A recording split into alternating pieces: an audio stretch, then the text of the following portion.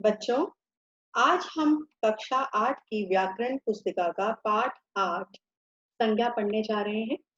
जैसा कि आप अपनी स्क्रीन पर देख रहे हैं, पाठ संज्ञा।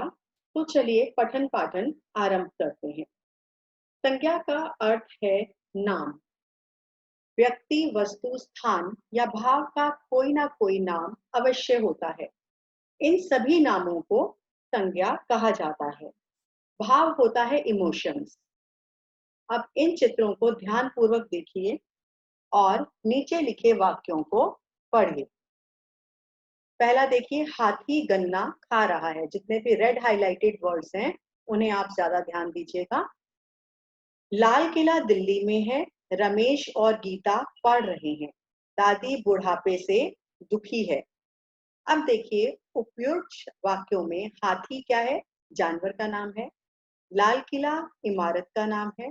गन्ना वस्तु का नाम है। दिल्ली शहर का नाम है। रमेश और गीता व्यक्तियों के नाम हैं। दादी प्राणी का नाम है। बुढ़ापा और दुखी जो शब्द हैं वे भाव यानी इमोशंस के नाम। और ये सभी के सभी नाम क्या है? संज्ञा है। अब देखिए परिभाषा क्या है इसकी। किसी व्यक्ति, वस्तु, स्थान या भाव के नाम को संज्ञा कहते हैं। किसी व्यक्ति, प्राणी, वस्तु, स्थान या भाव के नाम को संज्ञा कहते हैं। नीचे प्रवाह चार्ट देखिए क्या कह रहे हैं। संज्ञा के 5 भेद हैं। इन्हें 5 भेदों में विभक्त किया गया है। पहला है जातिवाचक संज्ञा, फिर है भाववाचक संज्ञा, द्रव्यवाचक संज्ञा, व्यक्तिवाचक और समुदायवाचक। आज तक आप मेरे ख्याल 2 कक्षाओं में सिर्फ जातिवाचक, व्यक्तिवाचक और भाववाचक पढ़ते आ रहे हैं। द्रव्यवाचक और समुदायवाचक आपने शायद नहीं भी पढ़ा हो, तो मैं आज आपको इसके बारे में भी बताऊंगी। आते हैं अगले पृष्ठ पर। पहला दे रखा है व्यक्तिवाचक संज्ञा। देखिए क्या कह रहा है वो। जिन संज्ञा शब्दों से किसी व्यक्ति, विशेष व्यक्ति, फेमस पर्सनालिटी जो है उनकी बात हो रही है, वस्तु या स्थान के नाम का बोध हो, उन्हें व्यक्तिवाचक संज्ञा कहते हैं। जैसे देखिए कौन कौन सी फेमस पर्सनालिटीज है यहाँ पर नाम दे रहे हैं। Doctor Rajendra Prasad, mother Teresa, Shivani, Amrita Pritam, ये सिंगर थी। और सचिन तेंदुलकर आदि। आगे लिखा है विशेष व्यक्ति हैं। रामायण, यमुना, हिमालय, महाभारत आदि ये विशेष वस्तु हैं। फिर है राजपुरा, दिल्ली, आगरा, शिमला, मनाली, लेह, कारगिल आदि ये विशेष स्थान है। अगला आता है हमारा जो इसका भेद है वो है जातिवाचक संज्ञा। देखिए क्या कह रहा है। जिन संज्ञा शब्दों से किसी एक ही जाति के प्राणियों, ध्यान दीजिएगा, किसी एक ही जाति के प्राणियों, वस्तुओं व स्थानों का बोध हो, उन्हें जातिवाचक संज्ञा कहते हैं। जैसे कवि, खेत, घर, नगर, देश, मनुष्य, पुस्तक आदि। अब आता है भाववाचक संज्ञा। भाववाचक संज्ञा क्या है? हमारी फीलिंग है, हमारे इमोशंस है। ये ना तो कोई चीज है, ना ही कोई व्यक्ति है, ना कोई वस्तु है। ये हमारे इमोशंस है। तो जिन संज्ञा शब्दों से किसी वस्तु या व्यक्ति के गुण, दोष, उस व्यक्ति या वस्तु के गुण, दोष, भाव, अवस्था व कर्म आदि भावों का बोध हो, वे भाववाचक संज्ञा कहलाते हैं। जैसे भूख, प्यास, चोरी, ममता, चुनाव, मानवता, बचपन, हंसी, अहंकार आदि। अब देखो इसमें क्या है। जैसे गुण क्या है इसके अंदर। गुण हम देखें तो क्या इंसान के अंदर गुण हो सकता है? ममता भी हो सकता है उसके अंदर गुण। और दोष अगर देखें तो दोष क्या है? उसमें चोरी करना है। ठीक है। भाव क्या है? भाव ममता में भी आ रहा है। अवस्था क्या है? हमारी बचपन, एक ये लाइफ स्टेजेस है ना। बचपन आती है, फिर जवानी आती है, किशोरावस्था आती है, फिर जवानी आती है, फिर बुढ़ापा आता है। तो ये हमारी स्टेजेस हैं, अवस्था है। तो बचपन क्या है? अवस्था। फिर आता है कर्म। कर्म क्या है? जैसे चुनाव करना, हमने किसी नेता का चुनाव किया, ये क्या है? कर्म है। तो ये सब भावों के विषय में बताया गया है। फिर विशेष देखिए इसके बारे में क्या बता रहा है। भाववाचक संज्ञाओं की गणना नहीं की जाती, इन्हें देखा भी नहीं जा सकता। भाववाचक संज्ञा को आप गिन नहीं सकते। गणना करना होता है गिनना, और ना ही आप इसे देख सकते हैं। यह अमूर्त, केवल अनुभव किए जाने वाले शब्द हैं। अमूर्त यानी कि जिसको कोई शेप नहीं दी जा सकती। मूर्त होता है मूर्ति, है ना, स्टैचू जिसे आप कहते हैं। और अमूर्त यानी इसमें कोई मूर्ति नहीं है, कोई शेप नहीं है इसकी। अब मुझे प्यास लग रही है, मैं प्यासी हूँ। मेरा प्यासी होना क्या है, ये भाव है। मुझे फीलिंग हो रही है कि मैं प्यासी हूँ, ठीक है। या कोई चीज मैं खा रही हूँ तो मैं कह रही हूँ मुझे खट्टी लग रही है या कड़वी लग रही है, तो ये क्या भाव है, इसकी कोई मूर्त नहीं है, कोई शेप नहीं है, तो ये अमूर्त इसीलिए इसको कहा गया, ठीक है। अब अगला विशेष वो मेन पॉइंट आपको क्या बता रहा है कि भाववाचक संज्ञाओं का जातिवाचक संज्ञाओं के रूप में भी प्रयोग किया जाता है। देखो कैसे, भाववाचक संज्ञाएं बहुवचन में प्रयोग होने पर जातिवाचक बन जाती हैं। जैसे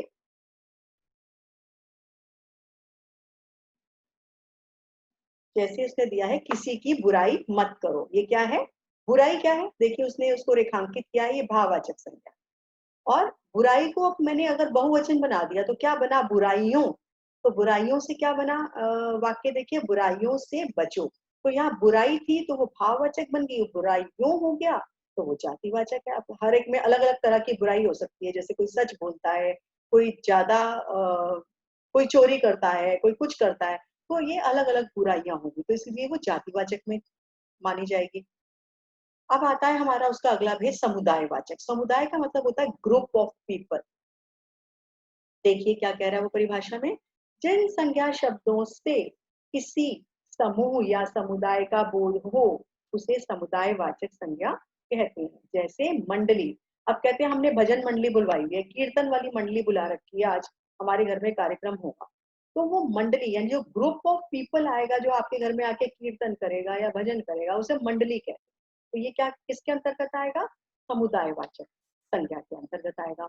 अब भीड़ है, भीड़ होता है मॉब, वहां भी ग्रुप ऑफ पीपल है, कहीं पर भीड़ इकट्ठी हो गई, कहीं एक्सीडेंट हो गया, लोग इकट्ठे हो जाते हैं, तो वो क्या है, भीड़। कक्षा, अब एक कक्षा लग रही है, अब कक्षा में क्या है, बहुत सारे बच्चे बैठे हैं, एक बच्चा नहीं बैठा तो वो भी ग्रुप ऑफ पीपल है। सेना, सेना में भी बहुत सारे सैनिक होते हैं, परिवार, परिवार में भी बहुत सारे मेंबर्स होते हैं, तो इन्हें समुदायवाचक कहते हैं। अब आइए द्रव्यवाचक संज्ञा। द्रव्य होता है लिक्विड फॉर्म, आपने साइंस में भी पढ़ा होगा, ठोस, लिक्विड एंड गैस, है ना। तो क्या है वो, ठोस क्या होता है, सॉलिड, और लिक्विड क्या होता है, द्रव्य, और गैसियस क्या होता है, गैस की फॉर्म में होता है। तो ये द्रव्यवाचक क्या है, लिक्विड फॉर्म में। तो क्या है इसकी परिभाषा, जिन संज्ञा शब्दों से किसी धातु, धातु क्या होती है, सोना चांदी, है ना, लोहा, तांबा, ये सब क्या है, धातु है। तो किसी धातु अथवा द्रव्य पदार्थ का बोध हो, द्रव्य वो तब होती है जब उनको मेल्ट कर दिया जाता है, आप गोल्ड को, चांदी को मेल्ट करते हो तो वो द्रव्य यानी लिक्विड फॉर्म में चेंज हो जाता है ना। तो जिन संज्ञा शब्दों से किसी धातु अथवा द्रव्य पदार्थ का बोध हो उन्हें द्रव्यवाचक संज्ञा कहते हैं। जैसे सोना, लोहा, दूध, कोयला, लकड़ी, चांदी, तांबा आदि। अब ये सारी तो द्रव्य में कन्वर्ट नहीं होती हैं, बट मोस्ट ऑफ दी जो होती हैं, जो धातुएं जो होती हैं, वो लिक्विड फॉर्म में बदल जाती हैं। फिर आइए विशेष क्या कह रहा है, द्रव्यवाचक व समुदायवाचक संज्ञाएं भी बहुवचन में प्रयुक्त होने पर जातिवाचक संज्ञाएं बन जाती है। अब देखो, अब इनको ही अगर मैं बहुवचन में बदल देती हूँ इन्हीं शब्दों को सेंटेंस के अकॉर्डिंग भी, फिर देखिए वो कैसे बदल जाती हैं, आपकी जातिवाचक संज्ञाएं कैसे बन जाती हैं। देखो पहला उसने दे रखा है उदाहरण, सेना ने आक्रमण किया। अब खाली सेना दे रखा, हाईलाइटेड आपको दिख रहा होगा, तो उसने क्या लिखा है, खाली सेना को अगर देखा जाए तो क्या बनता है, समूहवाचक संज्ञा बनता है ना। और सेनाएं वीरता से लड़ी, तो सेनाएं कर दिया सेना से उसने, तो सेनाएं क्या है, अलग अलग तरह की सेनाएं हो सकती है ना, तो ठीक है, वो क्या हो गई, जातिवाचक संज्ञा हो गई। अब मुझे नारियल का तेल चाहिए, खाली तेल को अगर देखा जाए तो क्या बनता है, द्रव्यवाचक, लिक्विड फॉर्म है वो। अब अगर मैं कह रही हूँ वनस्पति तेलों का प्रयोग किया करो, तेलों में कोई भी, किसी भी ब्रांड का तेल हो सकता है, कोई भी हो सकता है, नारियल तेल हो सकता है, सरसों का तेल हो सकता है, जैतून का तेल हो सकता है, कुछ भी हो सकता है। तो तेलों बन गया, बहुवचन किया तो वो जातिवाचक संज्ञा में बदल गया, क्योंकि अलग अलग किस्म के तेल होते हैं, ठीक है ना। अब आइए समझो में क्या कह रहा है वो, कि जाति सॉरी व्यक्तिवाचक संज्ञा का प्रयोग जातिवाचक संज्ञा के रूप में करने पर क्या होता है, कभी कभी कुछ व्यक्तिवाचक जो संज्ञाएं होती हैं अपने विशिष्ट गुणों के कारण जातिवाचक संज्ञा के रूप में प्रयुक्त होने लगती है, वो अपने आप ही होने लगती है, कुछ विशेष गुण ऐसे होते हैं जिसके कारण वो उसमें जातिवाचक संज्ञा में चेंज हो जाती है। कैसे, अब जयचंद आपने सुना होगा, एक राजा का नाम था, ठीक है। तो क्या कहा गया, जयचंद से भारत को बचाए की जगह उसने कहा है जयचंदों से, अब मैं जयचंदो लिख रही हूँ तो वो क्या बन गया, जातिवाचक, यानी एक एक जयचंद नहीं है, कई जयचंद है, तो इसलिए वो क्या बन गया, जातिवाचक संज्ञा। परिवार में अभी भी विभीषण मिल जाते हैं, तो अब ये विभीषण मिल जाते हैं, अगर मैं सेंटेंस के अकॉर्डिंग लिखूं, विभीषण मिल जाता है नहीं कहा है उसने, विभीषण मिल जाते हैं, मीन्स यहाँ पे बहुवचन यूज हो रहा है, तो क्या हो गया, ये भी आपका जातिवाचक हो गया, नहीं अलग अलग तरह के विभीषण मिल जाते हैं। आज भी हरिश्चंद्रों की कमी नहीं है। हरिश्चंद्र एक राजा थे जो सत्यवादी कहलाते थे, है ना, तो यहाँ पर हरिश्चंद्र नहीं, हरिश्चंद्रों की बात की गई, तो ये भी आपका जातिवाचक है। अब क्या कह रहा है, जातिवाचक संज्ञा का प्रयोग व्यक्तिवाचक संज्ञा के रूप में, कुछ जातिवाचक संज्ञा शब्द जो होते हैं रूढ़ हो जाते हैं। अब रूढ़ शब्द क्या होते हैं, जिन्हें हम दो भागों में विभाजित करें तो वो आपके कोई अर्थ नहीं देते। जैसे मैं आपको बताती हूँ, घर, ख जमा र, ना तो घ का कोई अर्थ है ना ही र का कोई अर्थ है, ये हम पिछले चैप्टर्स में पढ़कर आए हुए हैं। रूढ़, यौगिक और योग रूढ़ शब्द शायद आपको याद होगा। तो रूढ़ शब्द जो होते हैं, कुछ जातिवाचक संज्ञा जो होती है शब्द रूढ़ हो जाते हैं, और तब वे किसी व्यक्ति विशेष की ओर संकेत करते हैं। तब वे, जब वो व्यक्ति विशेष की तरफ संकेत करते हैं तो व्यक्तिवाचक संज्ञा के का रूप ले लेते हैं। अब उदाहरण देखिए इसमें वो क्या कह रहा है। पंडित जी भारत के प्रधानमंत्री थे, यहाँ पर जी शब्द उसको हाईलाइट नहीं करना चाहिए था, गलत किया गया है। नेताजी ने आजाद हिंद फौज बनाई, पुरी की रथ यात्रा भव्य होती है, पुरी एक जगह का नाम है ना। तो पंडित, पंडित जो है अगर मैं इसको विभाजित करूं तो क्या बनेगा आपके हिसाब से, ये बनेगा पंड प्लस इत, यानी कि इसका मूल शब्द बनेगा पंड और इत बनेगा इसका प्रत्यय। तो ना तो पंड का कोई अर्थ है ना ही इत का कोई अर्थ है, ये शब्दांश है इत।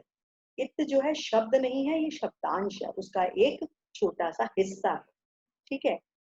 और नेता, नेता के लिए क्या बनेगा, न जमा, सॉरी ने जमा ता बनेगा, तो इसका भी कोई अर्थ नहीं है। पुरी में देखिए पुर जमा ई बनेगा, इसका भी कोई, दोनों का अलग अलग अर्थ नहीं है। तो जो जिन शब्दों का विभाजन करने के बाद कोई अर्थ नहीं निकलता है, दोनों का अर्थ निकलना चाहिए, अगर एक का अर्थ निकल रहा है दूसरे का नहीं निकल रहा है तो भी वो रूढ़ शब्द कहलाए, ठीक है।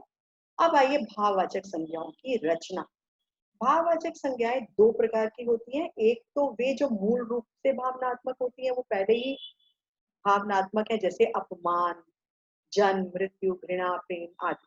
और दूसरी वो होती है जो जातिवाचक संज्ञाओं, सर्वनाम, नीचे वेब चार्ट में भी देखिए उसने बताया, जो जातिवाचक संज्ञाओं, सर्वनामों, विशेषणों, क्रियाओं व अवयवों से प्रत्यय जोड़कर बनाई जाती है। मैंने आपको प्रत्यय के रूप में भी ऊपर समझाया, देखो कैसे। जातिवाचक संज्ञाओं से भाववाचक संज्ञाएं बनाना। उदाहरण देखिए, पहला डाकू, तो क्या बना है, डकैती और डाका। अगर हम इसके अंदर, उसने क्या किया है, प्रत्यय जोड़ दिया डाकू का के साथ, तो क्या बन गया, भाववाचक संज्ञा बन गया। सेम देखिए, व्यक्ति का क्या बन गया, व्यक्तित्व, जातिवाचक था तो व्यक्ति था, और व्यक्तित्व बना तो वो भाववाचक संज्ञा हो गया, क्योंकि व्यक्ति के अंदर तब प्रत्यय जोड़ दिया गया। अब पंडित है, पंडित में भी देख लीजिए पांडित्य बन गया, तो पंडित में उसने अय प्रत्यय जोड़ दिया तो क्या बन गया, वो पांडित्य। दानव का दानवता, तो दानव में ता प्रत्यय जोड़ दिया। लुटेरा में देखिए लूट प्लस एरा, है ना, तो वो लुटेरा बन गया, उसने उल्टा लिख दिया है, लूट इधर नहीं, ठीक है, लूट जो है भाववाचक ही है और लुटेरा जातिवाचक, बिल्कुल सही लिखा है उसने। तो क्या बना, लूट जमा में एरा, तो क्या बन जाता है वो लुटेरा। फिर आइए माता, माता जमा तव प्रत्यय लग गया तो मातृत्व, मित्र जमाता मित्रता बन गया। अब आइए सर्वनाम से भाववाचक संज्ञाएं बनाना।